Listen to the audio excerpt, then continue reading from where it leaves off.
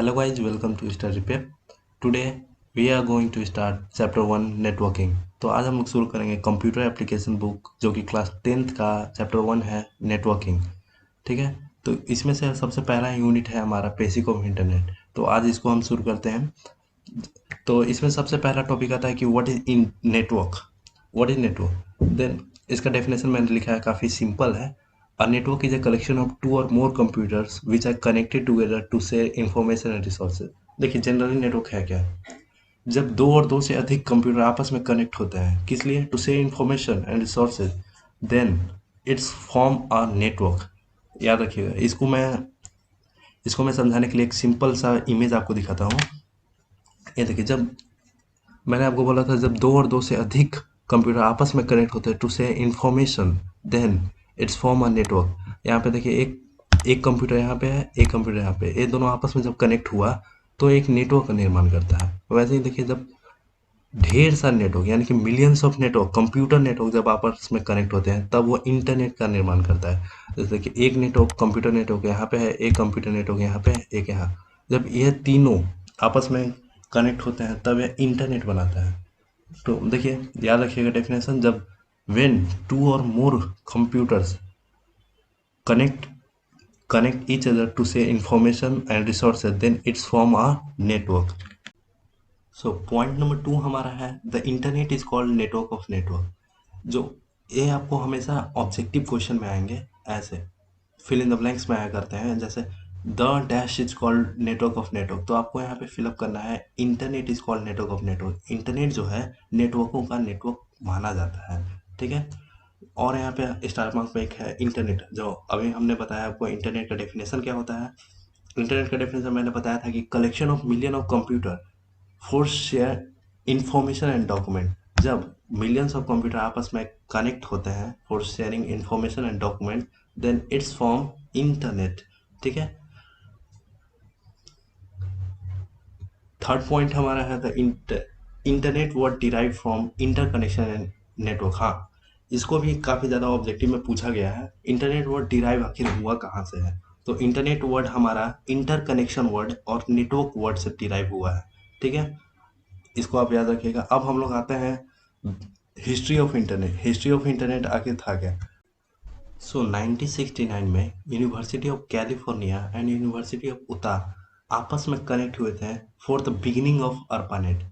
यानी कि हमारा जो पहला इंटरनेट था और जो अर्पानेट था, ऐसे तो ये था नहीं, उतना डेवलप नहीं था, पर पहला नाम इसको दिया जाता है अर्पानेट को, जो कि जिसका फुल फॉर्म है A for advance, R for research, P for project, A for agency, net for network. ये अक्सर आपको ऑब्जेक्टिव में पूछा जाएगा, अर्पानेट का फुल फॉर्म क्या होता है, या फिर पहला इंटरनेट हमारा क्या था। तो याद रखिएगा अर्पानेट, और अर्पानेट का फुल फॉर्म होता है advance research project agency network. तो इसका एक गोल था, मेन गोल, मतलब what was the goal to start ARPANET, ये मैं बताता हूँ मुझसे। इसका एक गोल था, गोल ये था कि the goal of this project was to connect computers at different university and US defence. मतलब था क्या, डिफरेंट जितने भी डिफरेंट यूनिवर्सिटीज़ थे, मतलब जितने भी यूएस में जितने यूनिवर्सिटीज़ थे उसको, और यूएस के डिफेंस सिस्टम को आपस में कनेक्ट करने के लिए आरपानेट का यूज किया गया था सबसे फर्स्ट टाइम। और इसके बाद हम देखते हैं, हाँ, मिड ऑफ 1980। फिर इसके बाद क्या हुआ था, जब आरपानेट जब एक शॉर्ट टर्म के लिए ही था, तब उसके बाद 1980 में एनएसएफ फेडरल एजेंसी ने एनएसएफ नेट का निर्माण किया था। ठीक है, एनएसएफ है क्या? एनएसएफ है क्या बता देता हूँ। NSF national science foundation, mid of 1980, 1980 के बीच में ही नेशनल साइंस फाउंडेशन ने, फेडरल एजेंसी ने एनएसएफ नेट का निर्माण कर दिया था। जिसके एनएसएफ नेट का मतलब मैं आपको बता देता हूँ, आप नोट कर लीजिए, नेशनल साइंस फाउंडेशन नेटवर्क। ठीक है, और इसका एक मेन फीचर्स था, मेन फीचर्स ये था कि एनएसएफ नेट जो था was more capable than ARPANET। ARPANET जो नेट था, जो काफ़ी मतलब फ्लॉप एक तरह से बोल सकते हैं, उसका एक ड्रॉबैक रह गया था, तो उससे ज़्यादा एक कैपेबल था, लेकिन इसका भी एक ड्रॉबैक रह गया था। इसका मेजर ड्रॉबैक यही रह गया था कि ये सिर्फ एकेडमिक रिसर्च को अलाउ करता था, मतलब सिर्फ एकेडमिक लोग जो हैं वही इस पे रिसर्च कर सकते हैं, और प्राइवेट बिजनेस कोई भी इस पे नहीं कर सकता, मतलब प्राइवेट नेटवर्क था ही नहीं है एक तरह से, मतलब पब्लिक यूजर्स ज़्यादा नहीं कर सकते, सिर्फ एकेडमिक यूजर्स थे इस पे। ठीक है, इसके बाद क्या हुआ था, several people started creating private network. जब कुछ लोग आपस में मिलके एक ग्रुप बनाए होंगे, उसी से जब ग्रुप बना के कुछ प्राइवेट नेटवर्क को बनाया गया। तो प्राइवेट नेटवर्क तो आप लोग समझ ही रहे होंगे। तो उसके बाद क्या होता है, in 1990 private network plus ARPANET plus NSF net is equal to internet. मैं इसको समझाता हूँ मैंने ऐसा क्यों लिखा। देखिए, इन 1990 1990 में हुआ क्या था, प्राइवेट नेटवर्क जो था, जो अभी सेवरल पीपल ने मिलकर बनाया, और ARPANET जो कि फर्स्ट नेट था, और उसके बाद जो एनएसएफ ने बनाया था एनएसएफ नेट, इन तीनों को आपस में कनेक्ट करके, इन तीनों कंप्यूटर नेटवर्क को आपस में कनेक्ट करके इंटरनेट बनाया गया। ठीक है, याद रखिएगा। इंटरनेट कब बना था, 1990 में। कैसे, प्राइवेट नेटवर्क को ARPANET और एनएसएफ नेट को आपस में कंबाइन कर इंटरनेट को बनाया गया था। तो यहाँ पे हमारा आज का ये टॉपिक खत्म होता है। नेक्स्ट टॉपिक में हम पढ़ेंगे वर्किंग ऑफ इंटरनेट। ठीक है, सो आज का हम ये टॉपिक शुरू करते हैं, working of internet. So working of internet का मतलब ये है, मतलब इंटरनेट किस तरह से काम करेगा, हाउ डज इंटरनेट परफॉर्म। ठीक है, सो इसमें फर्स्ट पॉइंट है हमारा, all the computers on the internet communicate using TCP IP which is basic, generally a basic protocol on the internet. देखिए, कोई भी मैसेज आप एक डिवाइस से दूसरे डिवाइस पर सेंड करते हो, मान के चलो आप मोबाइल से कंप्यूटर के पास एक मैसेज सेंड कर रहे हो, तो उसके पीछे है ना, जनरली आप जब मैसेज सेंड करोगे तो उसके पीछे जनरली दो बेसिक प्रोटोकॉल लगेंगे। कौन सा, एक टीसीपी और आईपी। देखिए, टीसीपी और आईपी क्या होता है मैं आपको बता दूं। पहले टीसीपी क्या होता है, ट्रांसमिशन कंट्रोल प्रोटोकॉल। टीसीपी का फुल फॉर्म होता है ट्रांसमिशन कंट्रोल प्रोटोकॉल। आईपी का फुल फॉर्म होता है इंटरनेट प्रोटोकॉल। अब बोलेंगे आप कि प्रोटोकॉल क्या होता है भाई, तो प्रोटोकॉल होता है जनरली क्या है, अ सेट ऑफ रूल्स। एक रूल है, आप बोल सकते हो protocol that is equal to rules. Protocol क्या है, एकदम सेम है। जो आप रूल्स बोलते हो ना, उसी को एक कंप्यूटर में एक वर्ड दे दिया गया है, प्रोटोकॉल। इंटरनेट के टर्म में एक सिर्फ प्रोटोकॉल। ठीक है, अब देखिए, आप बोल रहे होंगे टीसीपी और आईपी का भाई सिर्फ फुल फॉर्म बताया, वर्क नहीं बताया, तो मैं इसका वर्क बताता हूँ। देखिए, टीसीपी क्या है, टीसीपी क्या करता है पता है आपको, जब आप मैसेज सेंड करते हो एक कंप्यूटर से दूसरे कंप्यूटर में, तो जनरली उस मैसेज को ब्रेक डाउन करने का काम करता है टीसीपी, एक छोटे छोटे पैकेट में ब्रेक डाउन करता है। जैसे देखिए, यहाँ पे एक एग्जांपल मैंने लिया है, सब्सक्राइब आवर चैनल। तो टीसीपी यहाँ पे क्या करता है ना, जब आप सेंड करोगे तो सब्सक्राइब आवर चैनल, ये जो है, इसको एक छोटे छोटे पैकेट में ब्रेक करेगा। जरूरी नहीं है कि ऐसा ही करे, सब्सक्राइब उसके बाद आवर उसके बाद चैनल, जरूरी नहीं है कि इसी तरह से ब्रेक करे। हो सकता है वो ऐसे भी करे, सब एस अलग कर दे, यू अलग कर दे, छोटा छोटा पैकेट वो बनाता है, एक छोटे छोटे पैकेट में उसको ब्रेक करता है टीसीपी। और आईपी क्या करता है, जिस पैकेट को जो छोटा छोटा टीसीपी ब्रेक किया है, टीसीपी ने जो छोटे छोटे पैकेट्स ब्रेक किए हैं, उसको आईपी क्या करता है ना, हैंडल करता है। मतलब हैंडल दैट मीन्स उसका एड्रेस कहाँ है, किस कहाँ पे उसको ले जाना है, वहां पे उसको ले जाता है आईपी। ठीक है, उसके बाद है, जब इस कंप्यूटर के पास जब मैसेज पहुंचता है, तब क्या करता है टीसीपी, जिस तरह से उसको ब्रेक किया था ना, वापस उसी तरह में रीअसेंबल कर देता है, मतलब वापस उसी तरह में अरेंज कर देता है उसको। और आईपी क्या करता है, वहां पे एकदम फिक्स डेस्टिनेशन पे उसको पहुंचा देता है। तो हुआ क्या है, देखिए जनरली फंक्शन क्या है, सब्सक्राइब आवर चैनल, ये चला यहाँ से मैसेज सेंड किया, तो सब्सक्राइब को मान, ये मतलब टेक्स्ट है, इसको मान के चलो कि इस फॉर्मेट में ब्रेक डाउन किया टीसीपी ने, सब्सक्राइब उसके बाद आवर उसके बाद चैनल। उसके बाद क्या किया ना, आईपी ने उसको डेस्टिनेशन पे पहुंचाया, और टीसीपी ने जिस फॉर्मेट में उसको ब्रेक किया था, वापस उसी फॉर्मेट में लाकर रख दिया, और आईपी ने उसको पहुंचा दिया। ठीक है, तो देखिए, इसका मैंने यहाँ पे डेफिनेशन लिखा है। टीसीपी क्या है, TCP is a generally set of rules that breaks the message into smaller packets that are transmitted over the internet and also reassembles these smaller packet into the original message that we received from the internet। ठीक है, देखिए मैंने यहाँ पे एक red point करके लिखा है, it is a set of rules.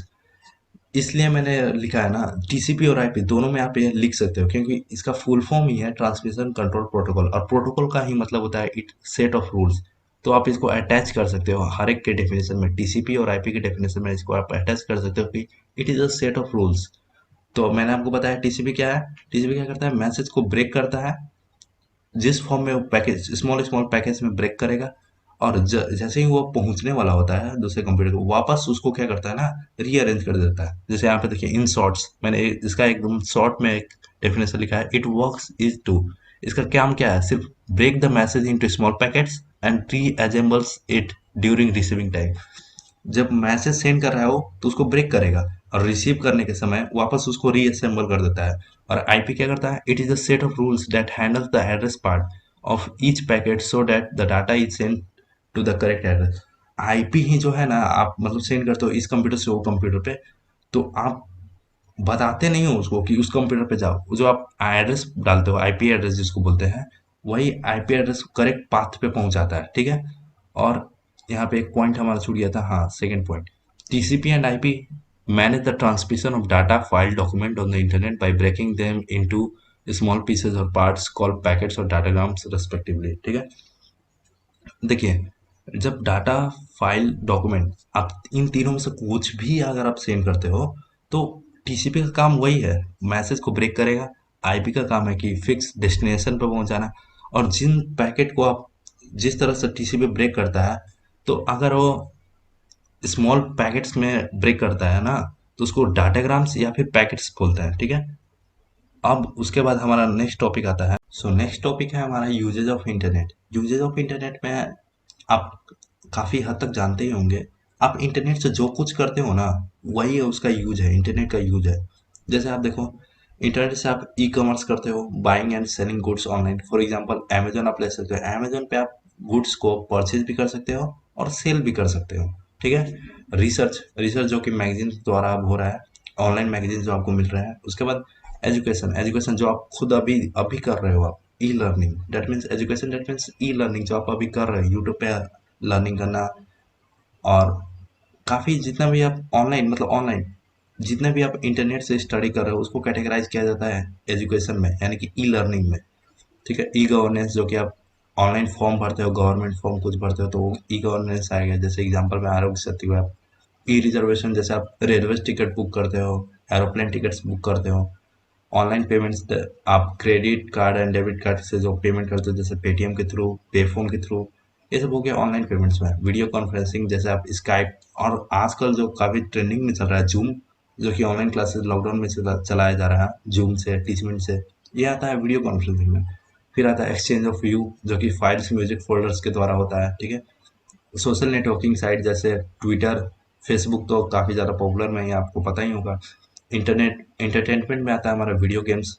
आपको जब भी फ्री टाइम मिलता है तो आप वीडियो गेम्स पसंद करते हो खेलना, इंटरटेनमेंट में आ गया है, मतलब इंटरनेट इंटरटेन करने के लिए आपको, ठीक है। अब एडवांटेज ऑफ इंटरनेट, आपके लिए एडवांटेज क्या है इस इंटरनेट का, आपको एडवांटेज क्या है। तो देखिए, एडवांटेज ये है ना, अलाउ, फर्स्ट पॉइंट है हमारा, allow you to easily communicate with other peoples. ये क्या करता है ना, आप एक ही समय में एक से अधिक पीपल से भी तो बात कर सकते हो, वो अलग एडवांटेज है। पर आप यहाँ पे हो और दूसरे पीपल से भी बात कर सकते हो। सोचो, पहले केस हमारा में मैसेज लेटर भेजना पड़ता था, आप ऑनलाइन कम्युनिकेशन कर सकते हो डायरेक्ट उससे। और सेकंड पॉइंट हमारा, publishing documents on the internet self paper. पहले जो है ना, हर चीज को पेज पे लिखना पड़ता था, तो उससे क्या है, पेज का वेस्टेज होता था। अब क्या है, ऑनलाइन पेज, ऑनलाइन अपलोड होता है एवरीथिंग। आप जैसे अभी ऑनलाइन पढ़ रहे हो, आपका पेज सेव हो रहा है। यहाँ पे मैंने देखिए एमएस वर्ड से मैंने फॉर्मेट पीडीएफ क्रिएट किया है, तो यहाँ पे खुद एक मेरा पेपर का बचत किया, ठीक है। थर्ड पॉइंट हमारा, greater access to information, reduce research time. अब देखो, इंटरनेट पे बहुत कम समय में काफ़ी ज़्यादा इन्फॉर्मेशन आप ले सकते हो। आप गूगल पे जाओ, काफ़ी जल्दी, अगर आपका इंटरनेट स्पीड सही है तो काफ़ी जल्दी वो आपको बहुत सारे इन्फॉर्मेशन दे देंगे, ठीक है।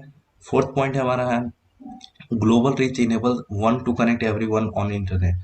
ग्लोबल रीच क्या है, जैसे मतलब आप फेसबुक पे हो, आप इंडिया में हो और आप जर्मनी के पीपल से बात कर रहे हो, तो क्या कर रहा है, एक पीपल को ग्लोबल रीच, मतलब काफी ज्यादा बड़ा पहुंच देता है आदमी को, कि आप यहाँ से वहां तक कनेक्ट हो सकते हो, किसी से बात कर सकते हो, बहुत पर्सन से बात कर सकते हो एक ही समय में।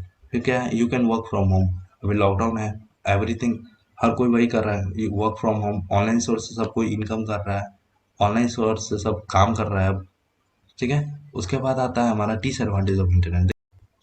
सो डिसएडवांटेज ऑफ इंटरनेट में देखो होता क्या है, डिसएडवांटेज ऑफ इंटरनेट, जितना आप एडवांटेज जानते हो इंटरनेट का, उतना ही डिसएडवांटेज भी है इसका। जैसे देखिए, हर चीज़ का एडवांटेज भी है, हर चीज़ का डिसएडवांटेज भी है। उसी तरह इंटरनेट का भी एडवांटेज है, इंटरनेट का भी डिसएडवांटेज है। डिसएडवांटेज ये है कि जैसे देखो, आप अगर ऑनलाइन पे कुछ भी कर रहे हो, जैसे आप ऑनलाइन पेमेंट कर रहे हो, अगर आप सिक्योर वेबसाइट पे नहीं हो तो आपके साथ ऑनलाइन फ्रॉड हो सकता है। डेट मीन्स आपका जो क्रेडिट कार्ड है, डेबिट कार्ड है, पर्सनल डिटेल्स जो है वो सब चोरी किया जा सकता है, स्टोर कर सकता है वो। ठीक है। सेकेंड पॉइंट है हमारा, it is a major source of computer virus. आपको जितना वायरस, मतलब अधिकतर वायरस ऑनलाइन ही आता है। जैसे कुछ ईमेल के थ्रू आएंगे, आपको कुछ मैसेजिंग के थ्रू आएंगे, कुछ ऑनलाइन एडवर्टाइजमेंट, बैड एडवर्टाइजमेंट की तरफ से आ सकते हैं आपको कंप्यूटर वायरस। ठीक है। थर्ड पॉइंट है हमारा कि message sent on the internet can be easily intercepted and are open to abuse by them. अगर आप कोई मैसेज सेंड कर रहे हो तो वो इजिली हैक हो सकता है किसी के द्वारा। तो वो क्या कर सकता है, या तो उसको अब्यूज कर सकता है, या तो फिर आपका मैसेज बीच में ही रोक सकता है। तो इसके लिए वो ओपन सोर्स है एकदम। अगर हैकर्स अगर आपका मैसेज को आइडेंटिफाई कर लेता है, अगर ट्रैक कर लेता है, तो आपके लिए वो काफ़ी गलत बात है। मतलब आपको एडिट करके शायद आप कुछ और भेज रहे हो, वो कुछ और भेज दे। ठीक है। तो फोर्थ पॉइंट है हमारा स्पैम एंड एडवर्टाइजिंग। आप कुछ भी यूज करते हो तो अचानक से कोई आकर एडवर्टाइजिंग आता है, आप देखते ही होंगे। तो कभी कभी आपके साथ स्पैम भी हो सकता है, धोखा भी हो सकता है। क्या होता है, गलत आपको एड्स दिखा देगा, वैसा एड जो कि उसके रिलेटेड नहीं है, फिर भी वो एड्स दिखा देगा आपके ऊपर। तो वहाँ से एक स्पैम होता है। फिर उसके बाद फाइव पॉइंट है हमारा एडिक्शन, टाइम वेस्ट। देखिए, एडिक्शन, अगर आप दिन रात अगर इंटरनेट पे लगे हो तो वो एडिक्शन आपके लिए लत लग सकती है एक तरह से। तो आपको टाइम का भी वेस्टेज वो कर देगा अच्छा खासा। ठीक है। नेक्स्ट टॉपिक हमारा रहेगा connecting to the internet. That means हम लोग इंटरनेट से किस तरह से कनेक्ट होता है, how we access internet. So hello guys, welcome to study prep. पिछले वीडियो में हमने पढ़ा था working of internet, usage of internet, advantage of internet and disadvantage of internet. और इस वीडियो में हम लोग पढ़ने जा रहे हैं कनेक्टिंग टू द इंटरनेट। देखिए, तो इंटरनेट से कनेक्ट होने के लिए आपके पास तीन तरीके हैं। पहला तरीका है डायल अप कनेक्शन, सेकेंड है ब्रॉडबैंड कनेक्शन, थर्ड है आपके पास वायरलेस कनेक्शन। तो डायल अप कनेक्शन होता क्या है, देखिए सबसे पहला आते हैं हम डायल अप कनेक्शन पे। तो डायल अप कनेक्शन समझाने के लिए मैं आपको एक इमेज दिखाता हूँ। देखिए, डायल अप कनेक्शन, तो इसमें अगर आपको डायल अप कनेक्शन चाहिए तो आपको पहले तीन डिवाइस सबसे ज़्यादा इंपॉर्टेंट है। पहला है जो इस डिवाइस को आप कनेक्ट करना चाहते हो। तो मैंने यहाँ पे एक एग्जांपल ले लिया, कंप्यूटर को मैं चाहता हूँ कि इंटरनेट से कनेक्ट करूँ। तो एक कंप्यूटर हो गया आपका रिक्वायरमेंट में। सेकंड है कि आपको मोडेम ज़रूरत है, का सबसे ज़्यादा ज़रूरत है आपको मोडेम। उसके बाद आपको आईएसपी। आईएसपी क्या होता है, देखिए इंटरनेट सर्विस प्रोवाइडर, मतलब आप कौन से कंपनी का इंटरनेट सर्विस यूज करते हो। जैसे देखिए, एयरटेल है, रिलायंस है, जियो है, वोडाफोन है, आइडिया है, ये सब आता है आईएसपी के अंदर। ठीक है। तो आपको ये तीन जरूरत है, कौन कौन, कंप्यूटर, मोडेम और इंटरनेट सर्विस प्रोवाइडर। ठीक है। तो देखिए, होता कैसे है डायल अप कनेक्शन। मान लो मैं इस कंप्यूटर को चाहता हूँ कि इंटरनेट से कनेक्ट करूँ, तो आपको इसके साथ एक मोडेम को कनेक्ट करना होगा। तो मोडेम, देखिए मोडेम का काम क्या है। मोडेम क्या करेगा ना, इस कंप्यूटर का जो रिक्वेस्ट है नियरेस्ट टेलीफोन लाइन के पास सेंड करेगा। अगर इस टेलीफोन लाइन में अगर सारा काम, अगर सारा रिक्वायरमेंट फुलफिल होता है इसका, अगर नहीं होता है तो क्या करेगा ये, इसके पास जो है नियरेस्ट टेलीफोन लाइन उसके पास सेंड करेगा। अगर इसका यहाँ पे सारा रिक्वायरमेंट फुलफिल होता है तो इस मोडेम जो है इस कंप्यूटर को इस टेलीफोन लाइन के साथ कनेक्ट कर देगा। और ये जो टेलीफोन लाइन है वो इस कंप्यूटर का रिक्वेस्ट आईएसपी के पास सेंड करेगा। और आईएसपी क्या करेगा ना, यहाँ पे आईएसपी का काम है सारा रिक्वायरमेंट चेकआउट करने के बाद, मतलब सारा इसका रिक्वेस्ट सही है कि नहीं है चेक करने के बाद, इसके जितने भी प्रोटोकॉल्स है उसको अप्लाई करेगा और इंटरनेट के साथ इसको कनेक्ट कर देगा। तो देखिए होता क्या है जनरली, कंप्यूटर मोडेम आपको अटैच करना है कंप्यूटर के साथ। मोडेम का काम क्या है, कंप्यूटर को टेलीफोन लाइन के साथ कनेक्ट करना। फिर टेलीफोन लाइन का काम है कंप्यूटर का रिक्वेस्ट आईएसपी के पास सेंड करने के लिए। और आईएसपी का काम है सारा रिक्वायरमेंट चेकआउट करने के बाद प्रोटोकॉल लगा देता है, और प्रोटोकॉल लगाते ही वह इंटरनेट से कनेक्ट हो जाता है। ठीक है। तो देखिए यहाँ पे मैंने इसको लिखा है, पहला पॉइंट है इसमें, dial up connection uses telephone line PSTN and modem to connect to the internet. अभी हमने बताया आपको डायल अप कनेक्शन में आपको पीएसटीएन का मतलब क्या होता है, पहले मैं बता देता हूँ, पब्लिक स्विच टेलीफोन नेटवर्क होता है। ठीक है। तो डायल अप कनेक्शन में आपको टेलीफोन लाइन का जरूरत होगा। टेलीफोन लाइन देखिए इसको कहते हैं पीएसटीएन, इसी को कहते हैं public switch transfer net, public switch telephone network. और देखिए and modem to connect to the internet, अभी बताया मोडेम का जरूरत पड़ेगा आपको, ताकि मोडेम का काम यही है कि कंप्यूटर को पब्लिक टेलीफोन नेटवर्क जो लाइन होता है उससे कनेक्ट करता है। ठीक है। और देखिए मोडेम का काम हमने बताया, modem connect to device through the external phone line, अभी हमने बताया आपको। और इसमें देखिए इन शॉर्ट मतलब वो जो प्रोसेस हमने अभी आपको समझाया वो एक लाइन में है यहाँ पे। देखिए कंप्यूटर का काम क्या है, कंप्यूटर क्या करता है, मोडेम के साथ कनेक्ट होता है, और मोडेम का काम क्या है, कंप्यूटर को टेलीफोन लाइन के साथ कनेक्ट करेगा, और टेलीफोन लाइन का काम क्या है, ये आईएसपी के पास रिक्वेस्ट भेजेगा, और आईएसपी क्या करता है, सारे प्रोटोकॉल को लगाने के बाद इंटरनेट के साथ उसको कनेक्ट कर देता है। तो देखिए ये जो डायलअप कनेक्शन है ना, इसको होने में टोटल 10 सेकंड लग जाते थे, और इसका स्पीड काफ़ी कम था, सिर्फ 56 केबी पर सेकंड। ठीक है। और इसके बाद एक नया कनेक्शन बना था।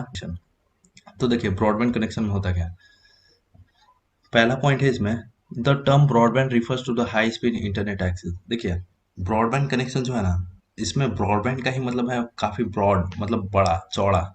इसका जो है ना स्पीड काफ़ी ज़्यादा था, और एक काफ़ी ज़्यादा एरिया को कवर करता था, और ये जो है faster than the traditional dial up connection. इसका जो स्पीड था वो डायल अप कनेक्शन से ज़्यादा था। और देखिए इसका मैक्सिमम स्पीड मैंने यहाँ पे नहीं लिखा है, क्योंकि इसमें बहुत सारे टेक्नोलॉजी हैं, डीएसएल होता है, बीपीएल होता है, केबल मॉडेम होता है, तो इन सब के कारण इसका मैक्सिमम स्पीड वैरी करते रहता है, इसीलिए मैंने यहाँ पे इसका मैक्सिमम स्पीड नहीं लिखा है। ठीक है। तो देखिए broadband connection require broadband modem. अगर आपको ब्रॉडबैंड कनेक्शन में अटैच मतलब जुड़ना है, ब्रॉडबैंड कनेक्शन से जुड़ना है, तो आपको ब्रॉडबैंड मॉडेम का जरूरत पड़ेगा। देखिए ब्रॉडबैंड मॉडेम होता क्या है, मॉडेम आप जैसा जानते हो वैसा ही होता है, बस इसमें यह है कि इसमें केबल लगा हुआ होगा, काफी ज्यादा केबल इसमें लगा रहता है, इसलिए इसको ब्रॉडबैंड मॉडेम में कैटेगराइज किया जाता है। ठीक है। नेक्स्ट पैराग्राफ में है हमारा, this connection include several high speed transmission technology. देखिए इस कनेक्शन में है ना, जनरली आपके बुक में तीन कनेक्शन का मतलब तीन टेक्नोलॉजी बताया है ब्रॉडबैंड कनेक्शन में आपको कनेक्ट होने के लिए। देखिए पहला है डीएसएल। डीएसएल क्या होता है, डिजिटल सब्सक्राइबर लाइन। देखिए इसमें है ना आपको ज़रूरत क्या है, कॉपर टेलीफोन लाइन का ज़रूरत होगा, जो इंटरनेट का एक्सेस करना है आपको। तो अगर ब्रॉडबैंड में आप चाहते हो कि इंटरनेट एक्सेस करूं, तो इसके लिए आपको कॉपर टेलीफोन लाइन का इसमें ज़रूरत होता है, और ये जो है काफ़ी हाई स्पीड आपको देता है, डीएसएल जो है हाई स्पीड देता है। ठीक है। हाई स्पीड इंटरनेट एक्सेस देगा as compare to dial up connection. ठीक है। उसके बाद है केबल मॉडेम। केबल मॉडेम देखिए, आप टीवी जानते होंगे, टीवी जो है अभी आजकल मॉडर्न में टीवी आता है, एक केबल जो ऑफिस से आता है केबल, और आपके टीवी में कनेक्ट होता है, तो वो क्या करता है ना, उस केबल में पिक्चर और साउंड दोनों ट्रैवल होता है, और उसका जो स्पीड है मोर देन 1.5 एमबी पर सेकंड से चलता है। ठीक है। और थर्ड में है आपका बीपीएल। देखिए बीपीएल जो है ना एकदम सेम है, जो आपने अभी पढ़ा ब्रॉडबैंड कनेक्शन वैसा ही है सेम, बस इसमें है ना ब्रॉडबैंड ओवर पावर लाइन है। पावर का मतलब होता है इलेक्ट्रिसिटी, बस इसमें ये है ना कि आपको पावर इलेक्ट्रिसिटी से कनेक्ट होना पड़ता है, इसमें इलेक्ट्रिसिटी के थ्रू है आपको इंटरनेट कनेक्शन प्रोवाइड करेगा। ठीक है। और इसके बाद है हमारा थर्ड है वायरलेस कनेक्शन। देखिए वायरलेस कनेक्शन में होता क्या है, इसमें ना आपको ये सबसे ज़्यादा मॉडर्न है, इसमें आपको अभी भी हम लोग यूज करते हैं, इसमें ना है ना आपको ना ही मॉडेम का ज़रूरत है ना ही केबल का ज़रूरत है। ठीक है। ये वायरलेस होता है, इसका नाम ही में है wireless connection, that means through without wire होगा, विदाउट मॉडेम होगा, विदाउट केबल होगा। देखिए होता कैसे अब, इसमें जो है ना जनरली वायरलेस कनेक्ट करने के लिए आपको जनरली दो से तीन हैं फीचर्स। मैं आपको एक, पहला है वाईफाई, दूसरा है वाई मैक्स, तीसरा है एलटीई। तो पहला पढ़ते हैं हम लोग वाईफाई। तो वाईफाई का फुल फॉर्म होता है वायरलेस फिडेलिटी। ठीक है। तो इसमें पहला पॉइंट है, it is a universal wireless networking technology that uses radio frequency to transfer data. देखिए वाईफाई जो है आपको डाटा कैसे ट्रांसफर करता है पता है, रेडियो फ्रीक्वेंसी यूज करता है। रेडियो फ्रीक्वेंसी मतलब आप समझ रहे हुए हैं, रेडियो फ्रीक्वेंसी का मैं इमेज तो नहीं दिखा सकता हूँ, मतलब ये आप इतना समझो कि वाईफाई क्या करता है ना, रेडियो फ्रीक्वेंसी पे आपका डाटा ट्रांसफर करता है। ठीक है। और सेकंड पॉइंट है, can be use in home, restaurant, coffee shop, hotel, airports etcetera with high speed. अभी हमने बताया वाईफाई काफ़ी ज़्यादा हाई स्पीड देता है आपको, और इसका यूज कहाँ पे होता है, जनरली घर में होता है, और रेस्टोरेंट में होता है, कॉफी शॉप में होता है, और रेलवे स्टेशन के पास भी होने लगा है आप देखोगे, फिर एयरपोर्ट्स के पास होता है। ठीक है। इसके बाद सेकंड है, सेकंड पेज जो है इसमें है वाई मैक्स। वाई मैक्स क्या होता है, देखिए world wide interoperability for microwave access. ठीक है। देखिए वाई मैक्स होता क्या है, वाईफाई जो है ना उससे दुगना, मतलब आप बोल सकते हो उससे काफ़ी बड़ा, काफ़ी ज़्यादा रेंज इसका है, काफ़ी ज़्यादा हाई स्पीड देता है, उससे सेम है वाईफाई की तरह ही है, पर ये काफ़ी ज़्यादा आपको देता है, ब्रॉड ब्रॉड लेंथ देता है आपको, आप काफ़ी ज़्यादा दूर तक कनेक्ट हो सकते हैं, और काफ़ी ज़्यादा स्पीड से कनेक्ट हो सकते हैं। और थर्ड है हमारे पास एल थर्ड है हमारा LTE। LTE का मतलब होता है लॉन्ग टर्म एवोल्यूशन, जो अभी हमने बताया आपको। अभी हम लोग इसी को यूज करते हैं। आप जानते हो कि मोबाइल फोन के आप ऊपर देखते हो कि VoLTE लिखा रहता है या फिर LTE। तो ये सबसे ज़्यादा हाई स्पीड होता है। देखिए, LTE design to allow up to 300 Mbps downloads. LTE क्या करता है ना, आपको स्पीड देता है मोर देन 300 Mbps डाउनलोड। और आपने अभी तक जितना पढ़ा ना, उसमें सबसे हाईएस्ट स्पीड देता है LTE। ठीक है, लॉन्ग टर्म एवोल्यूशन। तो आज हम लोग इतना ही पढ़े। कल हम लोग पढ़ेंगे कनेक्शन टाइप। मतलब कनेक्शन टाइप हमने पढ़ा अभी तीनों, dial up connection, broadband connection, और एक और था हमारा वायरलेस। तो इन तीनों का हम लोग एडवांटेज डिसएडवांटेज जानेंगे नेक्स्ट वीडियो में। ठीक है। So hello guys, welcome to study पेप। पिछले वीडियो में हमने पढ़ा था कनेक्टिंग टू द इंटरनेट। अगर आपने ध्यान से सुना होगा तो मैंने तीनों, उसका जो तीन टाइप था, dial up connection, broadband connection और वायरलेस कनेक्शन, मैंने उसी लेक्चर में तीनों का एडवांटेज एंड डिसएडवांटेज बता दिया था। खैर, अगर आपने नहीं सुना तो इस लेक्चर में मैं बता देता हूँ। ठीक है, देखिए डायल अप कनेक्शन का एडवांटेज क्या है। ये जो है ना, इजिली अवेलेबल है और प्लस में लो कॉस्ट पे हो जाता था, क्योंकि इसमें ज़्यादा खर्चे नहीं आते थे। बस एक जो है, एक ही सेटअप में इसका डिसएडवांटेज यही है कि इसका जो सेटअप है, मतलब जो मॉडेम है, उसी का चार्ज ज़्यादा पड़ जाता था। बस, बाकी देखिए, फर्स्ट पॉइंट है इजीली अवेलेबल। मैंने अभी आपको बताया कि यह इजीली अवेलेबल है और अवेलेबल है एट लो कॉस्ट। सिर्फ मॉडेम में ही चार्ज है, बस बाकी सब इसका काफ़ी कम खर्चा में हो जाता है। और थर्ड पॉइंट इसका can be use through fixed और सेलुलर फोन। मैंने पिछले लेक्चर में बताया था कि एग्जाम्पल मैंने कंप्यूटर लिया था कनेक्ट करने के लिए। मैं चाहता हूँ कि कंप्यूटर को इंटरनेट से कनेक्ट करूँ, पर आप अगर चाहते हो फोन को, तो सेम प्रोसेस है, बस फोन को आप वहाँ पे एग्जाम्पल में ले लेना। ठीक है। तो इसका डिसएडवांटेज में आता है। पहला इसका डिसएडवांटेज है स्लोअर देन ब्रॉडबैंड। मैंने आपको पिछले लेक्चर में बताया था ये ब्रॉडबैंड से काफ़ी स्लो है। आपको 56 KB पर सेकंड का ही स्पीड देता है और प्लस में ज़्यादा टाइम ले लेता है ये। इसको सिर्फ फॉर्म होने में 10 सेकंड लग जाता है। और इसका सेकंड है नीड एक्सपेंसिव सेटअप। सेटअप में मैंने बताया था मॉडेम, जो चार्ज पड़ता है ज़्यादा उसका मॉडेम का। और इसमें जो है फ़ोन हमेशा बिजी रहेगा, फ़ोन रिमेंस बिजी, इसलिए क्योंकि इसका कनेक्शन टाइम ज़्यादा है। और इसका सेकंड कनेक्शन टाइप है हमारा ब्रॉडबैंड। तो देखिए, ब्रॉडबैंड का एडवांटेज जानते हैं। ब्रॉडबैंड का एडवांटेज है कि telephone can be use with internet connection. इसमें जो है ना, टेलीफोन को आप कॉल वगैरह से अलग कर ही सकते हो और साथ में आप इंटरनेट कनेक्शन भी ले सकते हो टेलीफोन से। ठीक है। और सेकंड पॉइंट है इसका faster than dial up connection. ये जो है डायल अप कनेक्शन से फास्टर होता है, क्योंकि इसका स्पीड जो है MBPS में चलता है और उसमें जो है KBPS में चलता था। ठीक है। और इसमें जो है always on, no way to connect. इसमें जो है ना, हमेशा ऑन रहता है ब्रॉडबैंड कनेक्शन। किस लिए? क्योंकि इसमें जो है हर चीज केबल के थ्रू होता था, तो हमेशा ये कनेक्शन ऑन रहता था और आप जब चाहो तब इससे कनेक्ट हो सकते हो।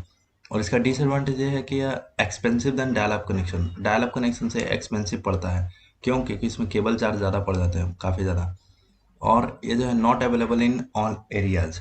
ये हर एरिया में अवेलेबल नहीं होता, क्योंकि हर जगह केबल ले जाना पॉसिबल नहीं है, क्योंकि ज़्यादा चार्ज उसमें और ज़्यादा चार्ज पड़ जाएंगे। तो जितना पर मतलब यूजर जो है यूज नहीं करेगा, उससे ज़्यादा चार्ज उन लोगों का पड़ जाएगा, इसीलिए हर जगह ये अवेलेबल नहीं होता है ब्रॉडबैंड कनेक्शन।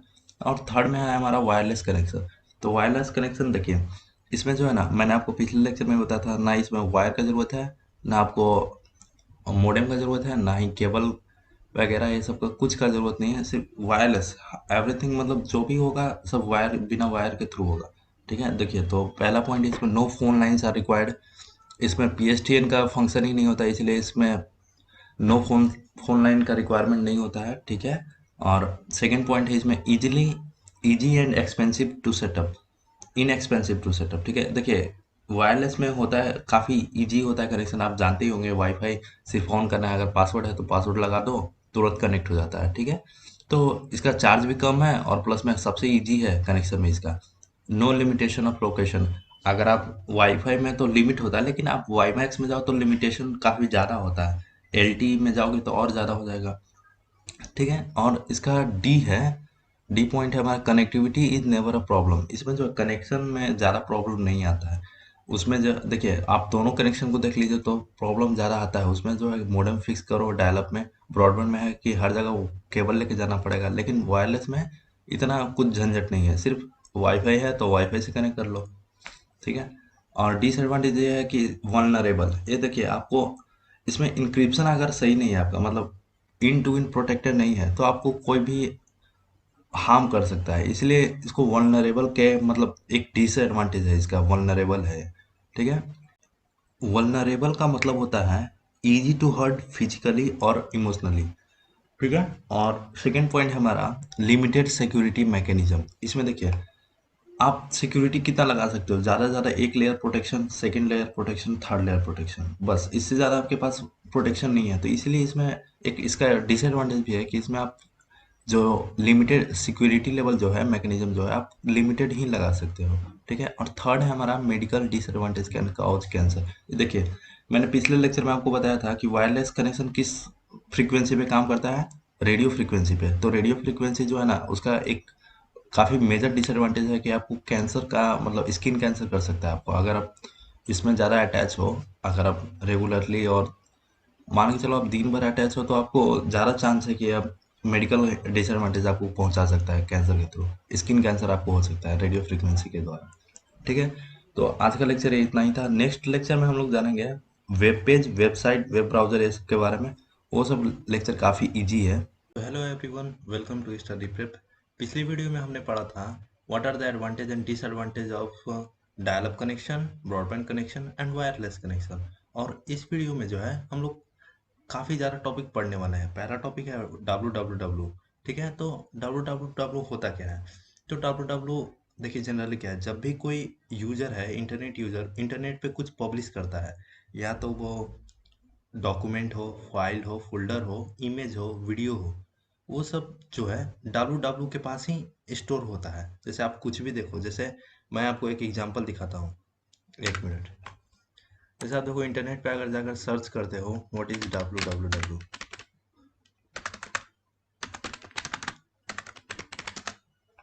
तो देखो ये जो मिला, ये अगर इंफॉर्मेशन आप चेक करोगे तो ये देखिए www के पास ही स्टोर है।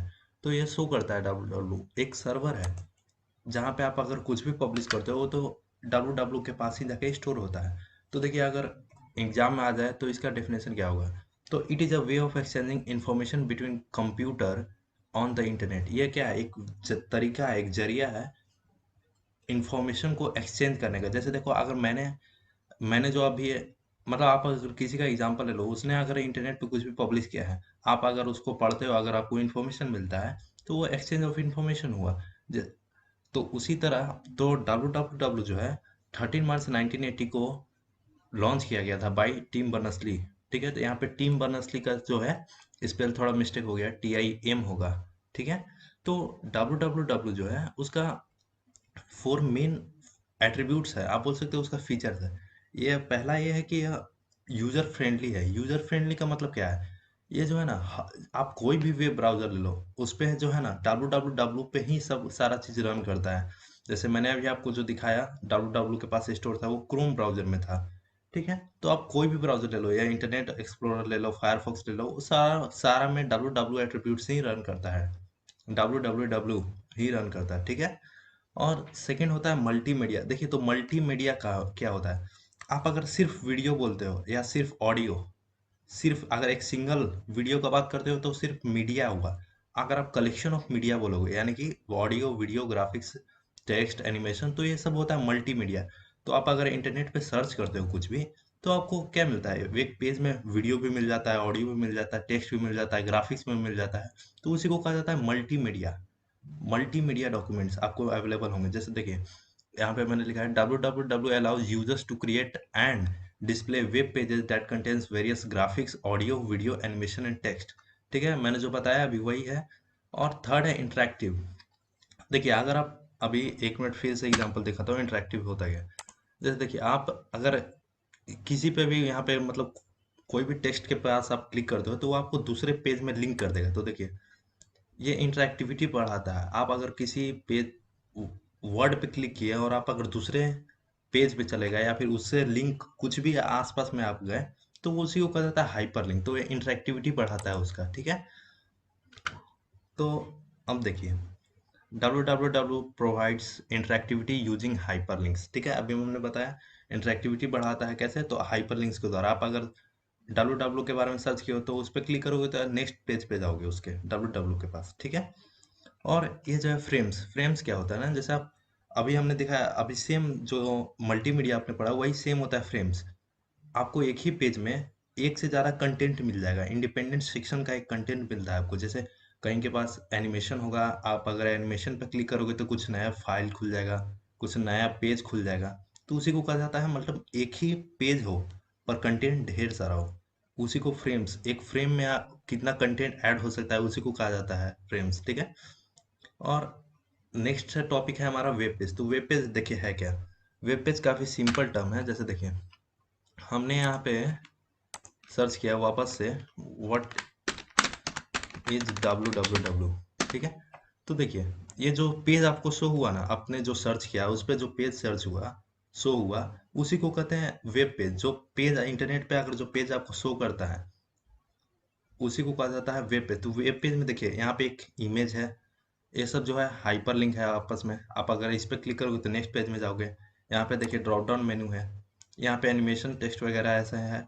तो वेब पेज में क्या हो सकता है, देखिए वही अभी लिखा, पहले पढ़ देता हूँ इसका डेफिनेशन क्या होगा। देखिए the backbone of the www is made up of files और डॉक्यूमेंट्स कॉल्ड पेजेस और web pages that contain information and links to resource both text and multimedia.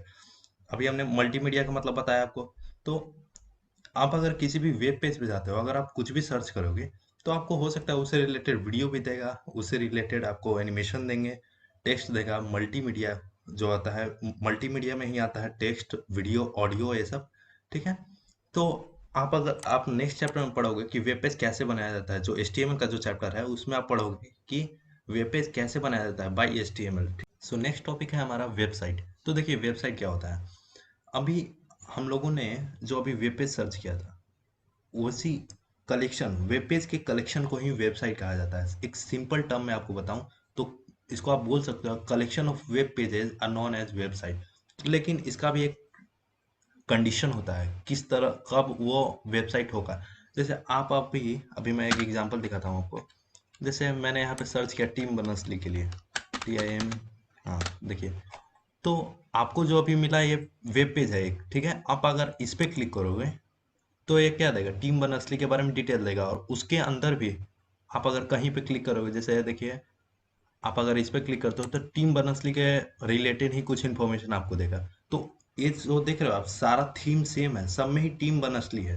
तो इसी को कहा जाता है ना, मतलब इसी को आप बोल सकते हो कि सेम थीम, अगर ये सेम थीम फॉलो करता है, कोई भी पेज है, मैंने कलेक्शन ऑफ पेजेस अगर सेम थीम फॉलो करता है तो उसको वेब पेज कहते हैं। जैसे मैं आपको इसका डेफिनेशन बताता हूँ।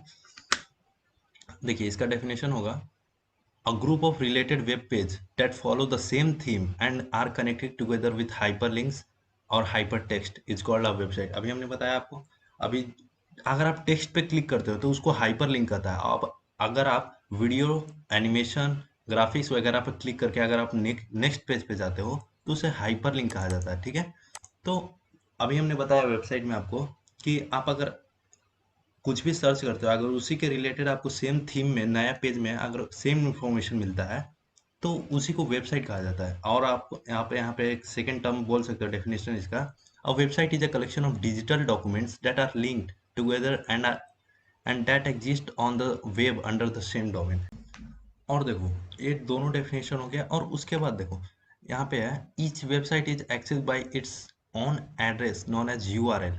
यूआरएल का फुल फॉर्म क्या होता है, देखिए यूनिफॉर्म रिसोर्स लोकेटर। तो देखिए इसके नाम में ही इसका मतलब है रिसोर्स। आप जो भी इंटरनेट के टर्म में आप अगर जो भी फाइंड आउट करना चाहते हो, जैसे वो रिसोर्स का मतलब हो गया वीडियो, ऑडियो, टेक्स्ट, ग्राफिक्स वगैरह इंटरनेट के टर्म में, ठीक है। और लोकेटर मतलब लोकेट करेगा, तो एक यूनिफॉर्म होगा, एक यूनिक आईडी होता है उसका, यूनिक लोकेशन होता है। जैसे आप देखो ये जो है, अगर इसको आप, मैं यूआरएल, आप लोग जानते होंगे इसको यूआरएल बोलते हैं। अगर इसका यूआरएल हमने कॉपी कर लेता है और नेक्स्ट टैब में अगर क्लिक करते हैं इसको तो सेम रिजल्ट हमें वापस देगा। देखिए तो इसी को कहते हैं यूआरएल, एक यूनिक एड्रेस होता है इसका, ठीक है। और अब नेक्स्ट टॉपिक है हमारा होम पेज। तो देखिए होम पेज क्या हो, अभी आप अगर किसी वेबसाइट में जाते हो और उसका जो फर्स्ट पेज होता है उसी को होम पेज कहते हैं। जैसे मैं आपको दिखाता हूँ, जैसे आप गूगल पे गए, मैं यहाँ पे गूगल के होम पेज पे जाता हूँ, तो देखिए ये जो है इसी को गूगल का होम पेज बोला जाता है। तो ये जो फर्स्ट पेज है इसी को कहा जाता है होम पेज। आप अगर यहाँ से कुछ अगर सर्च करते हो तो उसके अंदर एक वेब पेज आएगा, ठीक है। तो द फर्स्ट पेज आप बोल सकते हो इसका डेफिनेशन में, द मेन और the first page of a website is known age home page, ठीक है। इसका अब देखिए होम पेज का एडवांटेज नहीं तो आप फीचर्स भी बोल सकते हो, मतलब आपके लिए हेल्पफुल कैसे है। तो देखिए it helps viewer to find out what they can find on the particular site.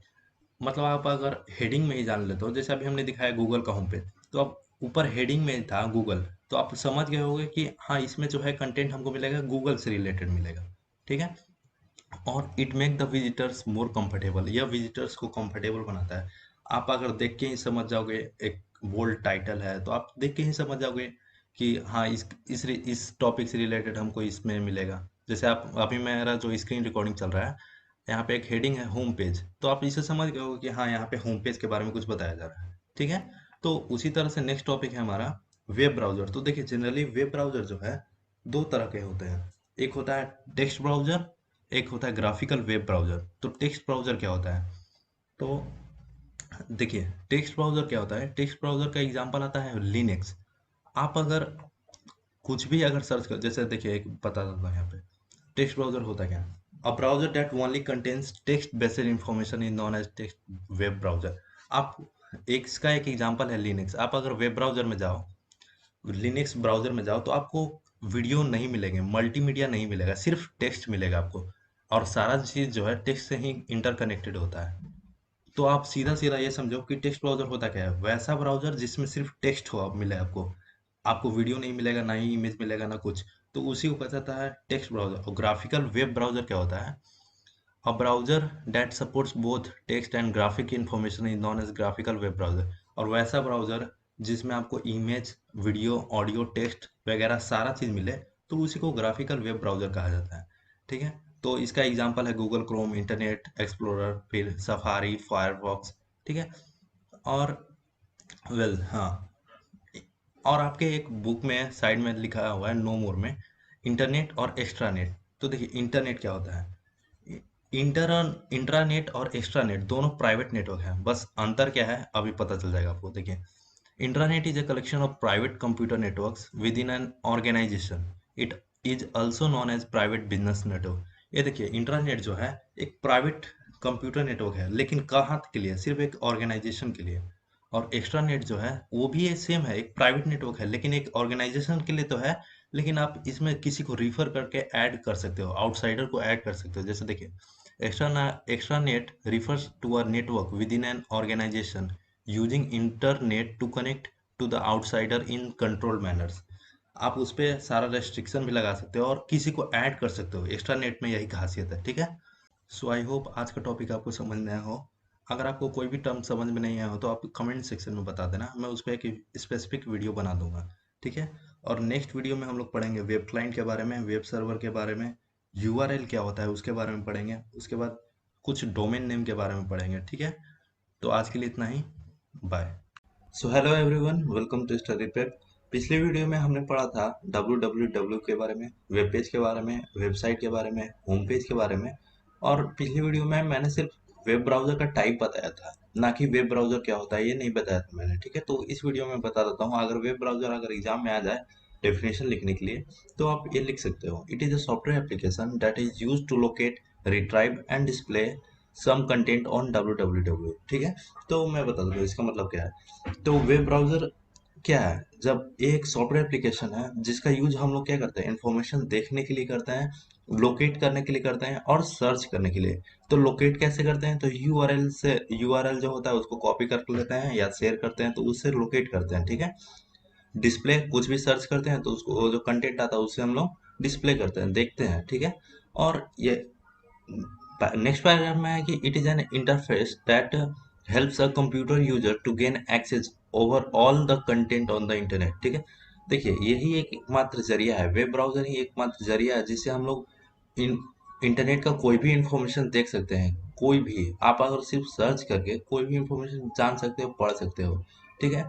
तो आज का हम अपना टॉपिक शुरू करते हैं वेब क्लाइंट। ठीक है, तो वेब क्लाइंट क्या होता है? तो वेब क्लाइंट और वेब सर्वर दोनों को समझाने के लिए मैं एक इमेज दिखाता हूँ आपको। तो मान लीजिए कि ये कस्टमर है, ठीक है, इसने कॉफी शॉप के पास गया है, ये कॉफी शॉप के पास गया है और इसने रिक्वेस्ट किया, इस कस्टमर ने रिक्वेस्ट किया कि मुझे कॉफी दीजिए। ठीक है, तो ये जो कॉफी शॉप का जो मालिक होगा या स्टाफ होगा, उसने इसके रिक्वेस्ट को रेस्पॉन्ड किया या फिर आप बोल सकते हो सर्व किया एक कॉफी देकर। ठीक है, तो जिसने रिक्वेस्ट किया उसको कहते हैं हम क्लाइंट, ये कस्टमर जो है क्लाइंट हो गया, और जिसने सर्व किया वो हो गया सर्वर। ठीक है, तो इसी को आप है ना इंटरनेट के टर्म में लीजिए।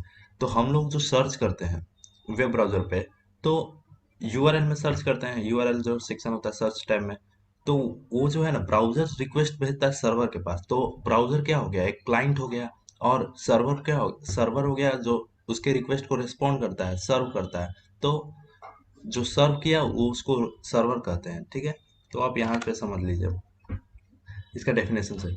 वेब क्लाइंट क्या होता है? वेब क्लाइंट और थिन क्लाइंट, वेब क्लाइंट का ही एक और नेम है thin client, that sends request to a web server for accessing web page और वेबसाइट। अभी हमने बताया वेब क्लाइंट क्या है, जो रिक्वेस्ट करता है, तो ये रिक्वेस्ट करता है वेब सर्वर को कि हमें एक पेज दीजिए, एक वेबसाइट का, मतलब वो रिक्वेस्ट किया होगा, ऑर्डर किया होगा कि अब मुझे एक वेबसाइट या वेब पेज चाहिए। ठीक है, एक्सेस करने के लिए मुझे अलाउ करो। तो देखिए वेब क्लाइंट क्या है, web client usually operate with in a web browser. Web client किस में ऑपरेट करता है? तो वेब ब्राउजर में।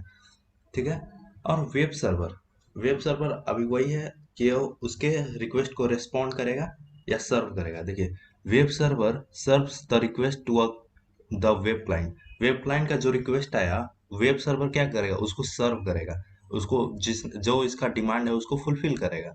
ठीक है, तो देखिए आपके बुक में जो है 5 मेजर वेब सर्वर का नाम दिया है, सिर्फ आपको नाम पता रहना चाहिए, याद रहना चाहिए, शायद हो सके कि आपको एग्जाम में दे दे लिखने के लिए। ठीक है, तो पहला है इसमें Apache H T T P server, second है इंटरनेट इंफॉर्मेशन सर्वर, थर्ड है लाइटपैड, फोर है सन जावा सिस्टम सर्वर, फाइव है जिगसॉ सर्वर। ठीक है, तो नेक्स्ट टॉपिक है हमारा वेब एड्रेस और यूआरएल। तो देखिए वेब एड्रेस और यूआरएल मैंने पिछले वीडियो में ये काफी अच्छे से पढ़ा दिया था, फिर भी मैं बता देता हूँ आपको वेब एड्रेस और यूआरएल क्या होता है। देखिए, तो आप इंटरनेट पे अधिक जितने पेज देखते होगे, तो उसका हर एक पेज का या वेबसाइट का एक यूनिक एड्रेस होता है, एक लोकेशन होता है, कहाँ पे वो लोकेटेड है।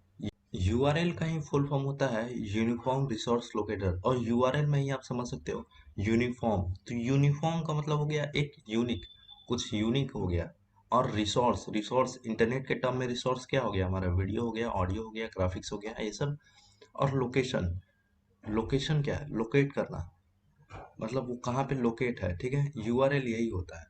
रिसोर्स में वेब पेज भी आ सकता है, वेब साइट भी आ सकता है। ठीक है, तो इंटरनेट पे काफ़ी ज़्यादा वेब पेज है और वेबसाइट है जो पहले ही अपलोडेड है, तो उसको लोकेट करने के लिए एक एड्रेस होता है, एक यूआरएल होता है, उसी को हम लोग बोलते हैं वेब एड्रेस और यूआरएल। ठीक है, तो देखिए एग्जांपल मैंने एक लगा दिया है यहाँ पे, https://yoga.com, इसी को यूआरएल बोलते हैं। ऐसा अगर प्रैक्टिकल लाइफ में आपको देखना है तो देखिए ये जो हुआ, इसी को यूआरएल बोलते हैं। ठीक है, तो इसके बाद हाँ देखिए यूआरएल का है ना जनरली तीन पार्ट्स होते हैं, यूआरएल में।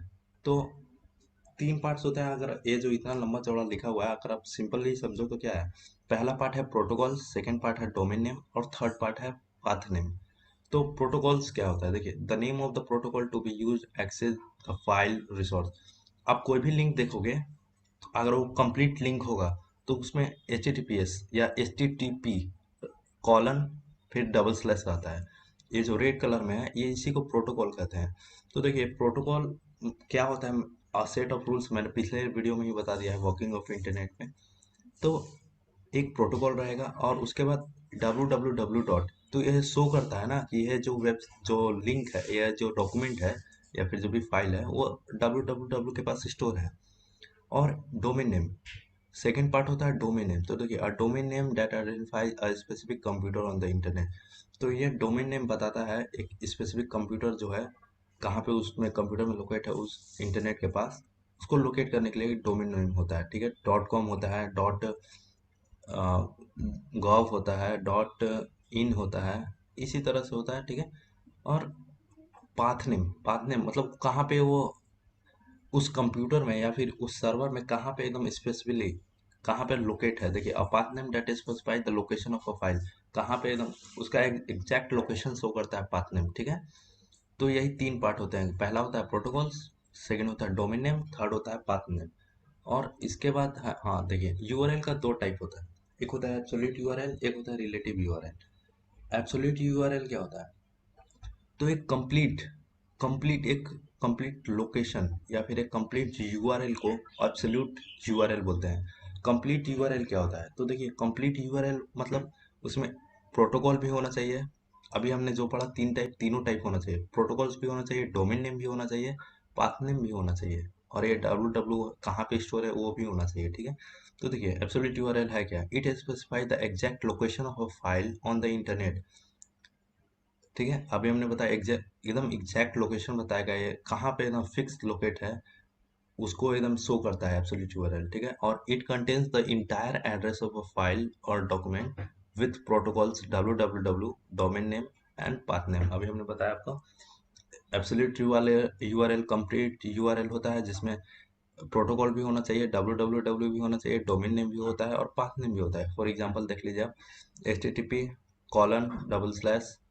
www.example.com/category xyz html, ये जो इतना लंबा चौड़ा है इसी इसका फॉर्मेट है, ठीक है। और रिलेटिव यूआरएल क्या है? ये क्या है? एक इसके रिलेशन में ही होगा, इसमें कंप्लीट यूआरएल नहीं होता है। एक शॉर्ट मतलब वो कहाँ पे लोकेट है सिर्फ पाथ से वेरी करता है। देखिए, it is a point of a file in relation to present file. ये जो फाइल अभी अब हमने ये जो एग्जांपल लिया है इसका एब्सोल्यूट यूआरएल का फॉर्मेट, तो अगर हम लोग सेम एग्जांपल लेते हैं तो इसमें ये जो है ना कंप्लीट यूआरएल नहीं होगा, एचटीटीपी नहीं होगा, www.example. ये सिर्फ इसका पाथ होता है। देखिए, it typically consist of path, इसमें सिर्फ पाथ के को इसमें सिर्फ है ना सिर्फ पाथ को लोकेट किया जाता है। जैसे देखिए, इसका फॉर्मेट देखिए, कैटेगरी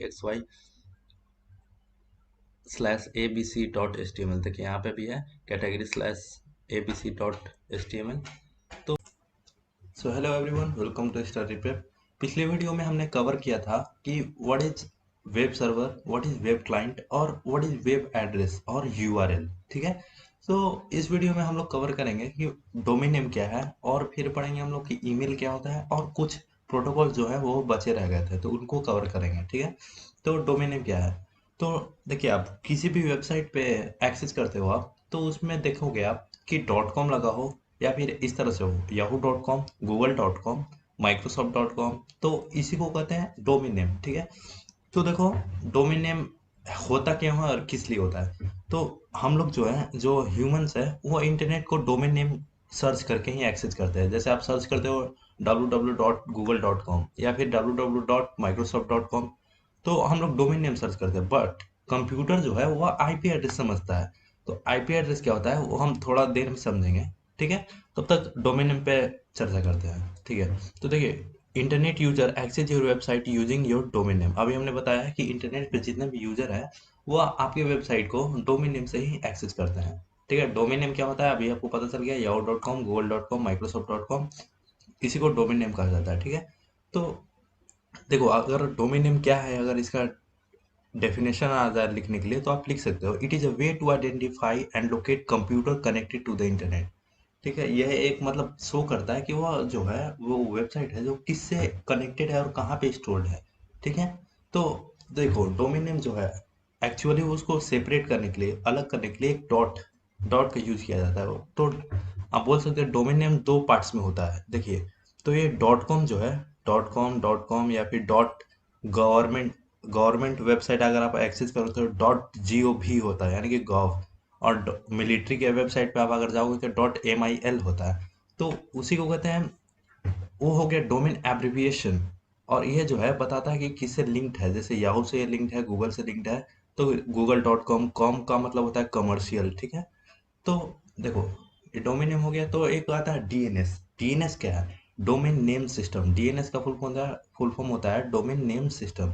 तो डोमेन नेम सिस्टम होता क्या है? तो देखो, अभी हमने बताया आपको कि कंप्यूटर जो है आईपी एड्रेस समझता है, बट हम लोग जो है डोमेन नेम सर्च करते हो। तो डीएनएस का काम क्या है, जब हम लोग कुछ सर्च करते हो डोमेन नेम डाल के, जैसे www.google.com, तो डीएनएस क्या करता है ना, उस डोमेन नेम को आईपी एड्रेस में कन्वर्ट कर देता है। तो उससे जो है ब्राउजर है या फिर कंप्यूटर है, इंटरनेट है, वो इजीली समझ जाता है कि इसका क्या कौन सा डॉक्यूमेंट ये मांग रहा है आईपी एड्रेस के थ्रू। ठीक है, तो देखो डीएनएस क्या है, DNS translate domain name to IP address so browser can load internet resources. अभी हमने बताया कि डीएनएस का काम क्या है, वो क्या करता है कि इंटरनेट, हम लोग जो सर्च करते हो डोमेन नेम से, उसको आईपी एड्रेस में कन्वर्ट कर देता है। आईपी एड्रेस बार बार आ रहा है, मैं समझ रहा हूँ, लेकिन थोड़ा ही नीचे है, उसको मैं बता देता हूँ तुरंत। और देखो, human access information online through domain name like नाइटाइम्स.com और ESPN.com, web browser interact through internet protocol. देखो, अभी हमने बताया कि ब्राउजर ह्यूमन कैसे मतलब इंफॉर्मेशन एक्सेस करता है, तो डोमेन नेम सर्च करके, जैसे यहाँ पे एक एग्जांपल ले लिया है नाइटाइम्स.com और ESPN.com। ठीक है, तो वेब ब्राउज़र जो है एक्चुअली वो इंटरनेट प्रोटोकॉल पे काम करता है। तो आईपी एड्रेस होता क्या है, पहले ये बता देता हूँ। तो देखो आईपी एड्रेस क्या होता है, आईपी एड्रेस आर इन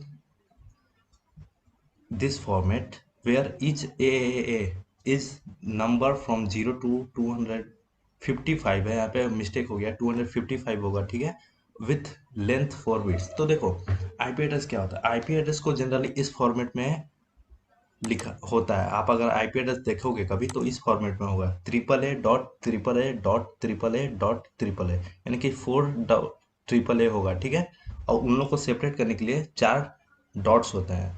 तो इस फॉर्मेट में होता है जनरली आईपी एड्रेस, और ये जो होगा हमेशा यूनिक होगा। और इसी में जो है, इसी आईपी एड्रेस अगर आप सिर्फ सर्च करते हो, कभी आप इंटरनेट पे जाना, सर्च करना आईपी एड्रेस एक एग्जांपल में, उसको उठाना, आप अगर पेस्ट करना, तो देखना एक नया ब्राउज़र आपको दे देगा, एक वैलिड ब्राउज़र होगा। तो आईपी एड्रेस से ही वेब ब्राउज़र जो है समझता है। ठीक है, तो आईपी एड्रेस जनरली इस फॉर्मेट में होता है, जहाँ पे ये ट्रिपल ए जो है वो क्या होता है, 0 से 255 के बीच में ही एक नंबर होगा।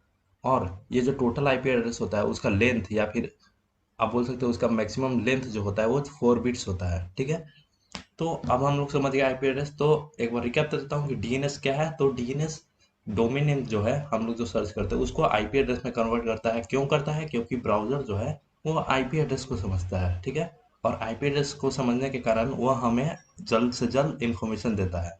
ठीक है, और नेक्स्ट टॉपिक है हमारा ईमेल। तो देखो ईमेल क्या है, तो ईमेल के बारे में आप शायद काफ़ी हद तक जानते होंगे। तो email stand for electronic mail. Email जो है इलेक्ट्रॉनिक मेल कहा जाता है। ठीक है, और उसका फुल फॉर्म जो है इलेक्ट्रॉनिक मेल होता है। तो ये क्या है, एक ऐसा ईमेल है, इससे हम मतलब ईमेल क्या है, ये मैसेज सेंड करने का, या फिर नोट्स सेंड करने का, पिक्चर सेंड करने का, वीडियोस ग्राफिक्स सेंड करने का, यह एक पेपरलेस मेथड है। पेपरलेस मेथड क्या है, मतलब आपको पेपर पे लिख नहीं भेजना है, यहाँ पे सब इलेक्ट्रॉनिक मेल है। आपको सिर्फ टेक्स्ट टाइप करना है और सेंड कर देना है। तो देखिए ईमेल अब काफ़ी एडवांस हो चुका है, इसमें आप इमेज भी शेयर कर सकते हो, ग्राफिक्स भी शेयर कर सकते हो, वीडियो भी, और ऑडियो फाइल भी आप सेंड कर सकते हो। ठीक है, तो देखिए ईमेल का जनरली फॉर्मेट होता है यूजर@डोमेन। तो यूजर@डोमेन, इसको देखो यहाँ पे इसका फॉर्मेट है ना कि एग्जाम्पल है। ठीक है, तो एग्जाम्पल यहाँ पे है।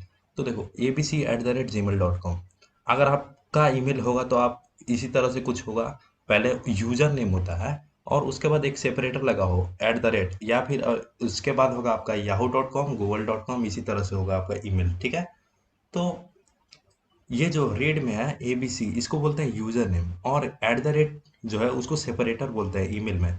और ये जो लास्ट है .com, उसको डोमेन नेम कहते हैं, जो ग्रीन में है gmail.com। डोमेन नेम के बारे में अभी हमने बता ही दिया है आपको। ठीक है, तो अब आ जाते हैं हम वहाँ पे, जो हमारे कुछ मेजर इंटरनेट प्रोटोकॉल जो हैं जो बचे रह गए थे। तो देखो टीसीपी और आईपी क्या है, ये मैं बता चुका हूँ वर्किंग ऑफ इंटरनेट में ही। तो आप उस वीडियो को प्रीफर कर सकते हो डिस्क्रिप्शन बॉक्स से और आई बटन पे। ठीक है, तो सेकंड पॉइंट है हमारा HTTP, hyper text transfer protocol. तो क्या है, तो HTTP जानने से पहले मैं आपको कुछ मेजर पॉइंट्स बता देना चाहता हूँ। जैसे देखिए, आप इंटरनेट में जितने भी प्रोटोकॉल पढ़ रहे हो ना, हर का एक इम्पोर्टेंस है। हर चीज़ का एक इम्पोर्टेंस है। अगर कोई भी अगर मिस करता है तो आपको इन्फॉर्मेशन गलत मिल जाएगा या फिर क्रैश हो जाएगा, आपको इन्फॉर्मेशन ही नहीं मिलेगा। ठीक है, तो उसी तरह से HTTP भी एक इम्पोर्टेंट है।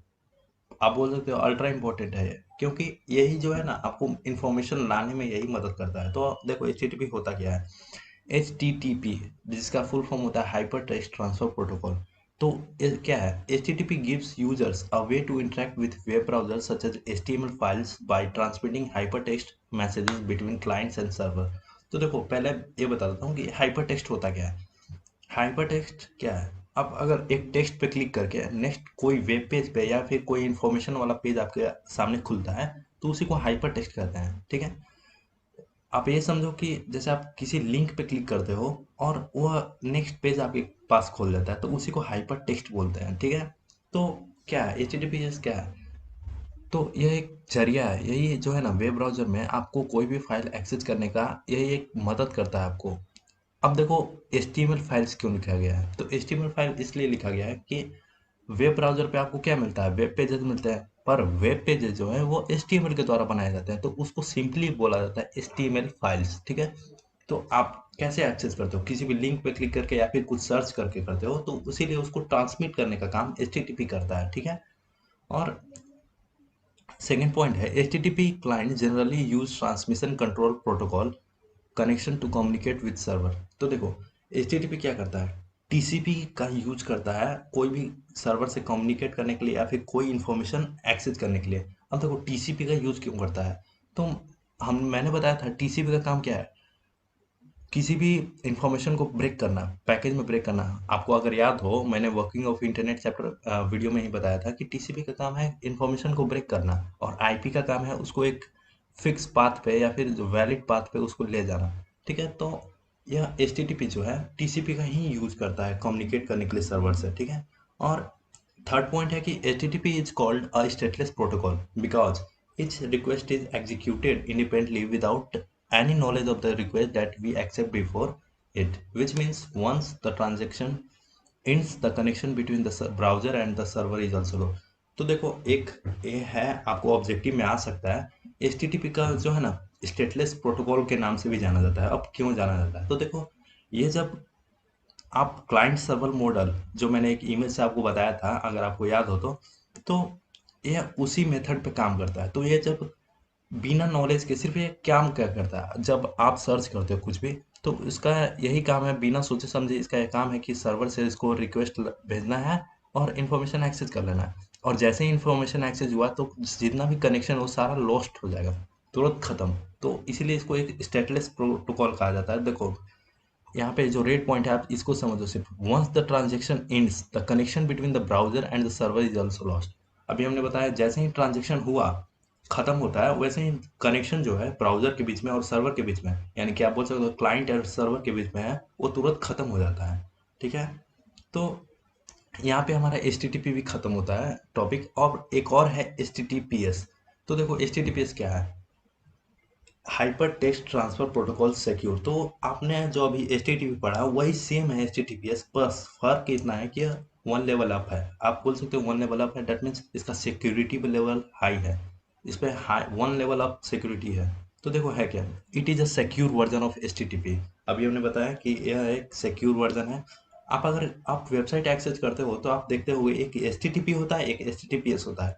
तो देखो HTTP जो है उसमें हो सकता है कि बीच में आपका डाटा जो है लीक हो सकता है या फिर कोई एक्सेस कर लेता है बीच में, शायद वो हैकर हो।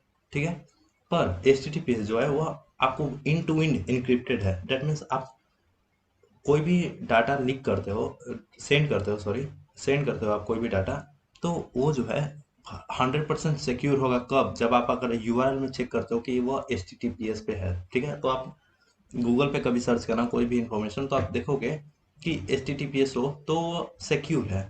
तो देखो HTTPS protects the communication between your browser and server from being intercepted and tampered with by attackers. तो देखो अभी हमने बताया कि HTTPS का क्यों लाया गया था, क्योंकि HTTP में जो है अटैकर्स बीच में ही आपका डाटा जो है वो एक्सेस कर लेते थे या फिर लीक कर लेते थे। ठीक है, तो इसीलिए HTTPS लाया गया। इसमें जो है आप 100% कॉन्फिडेंट रह सकते हो कि हाँ मेरा डाटा सिक्योर है। तो this is particularly important when user transmit sensitive data. तो देखो सेंसिटिव डाटा क्या है, बैंक बैंक अकाउंट नंबर या फिर कार्ड नंबर, ये सब जो है इसको सेंसिटिव डाटा कहा जाता है, पर्सनल डाटा नंबर ये सब जो है इसको सेंसिटिव डाटा कहा जाता है। तो देखो इसका यूज जहाँ ज़्यादातर होता है पेमेंट मेथड में, क्योंकि पेमेंट से यार पूरा अकाउंट खाली हो सकता है अगर वो हैक हो जाए तो, इसलिए इसका HTTPS बनाया गया है। अगर इसका ज़्यादातर यूज होता है सेंसिटिव डाटा में ही।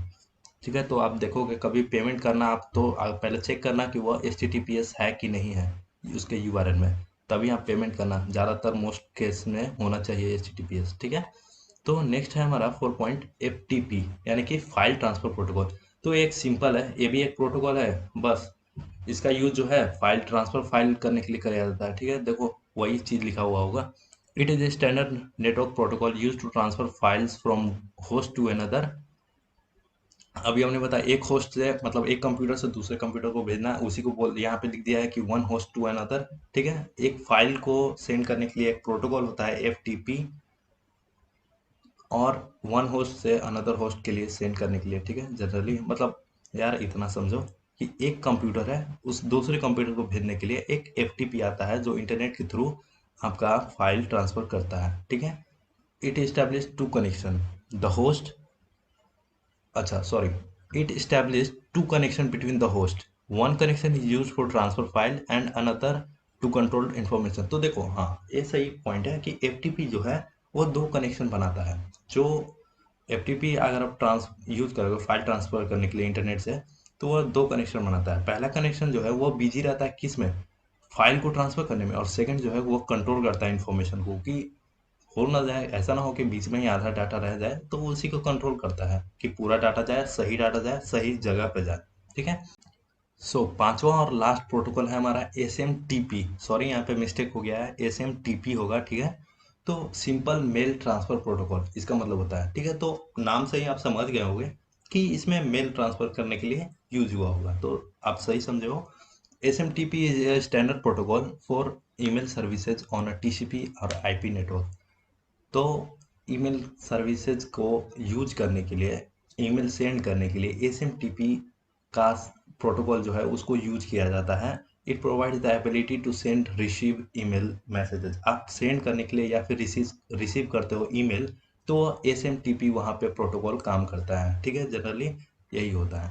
तो यहाँ पे हमारा ये फर्स्ट चैप्टर जो है, यानी कि फर्स्ट चैप्टर जो है क्लास 10 का नेटवर्किंग, वो हमारा थ्योरी बेस पे कंप्लीट होता है।